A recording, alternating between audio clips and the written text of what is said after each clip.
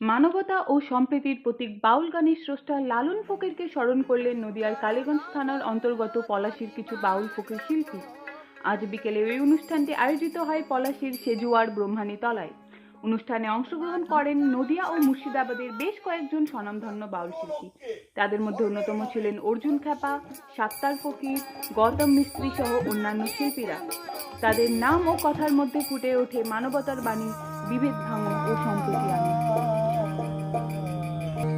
ওরে লালন বলে জাতি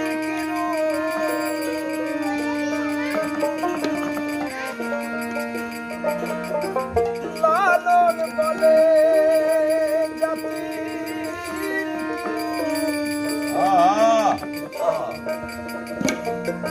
আমি দেখলাম না এই নজরে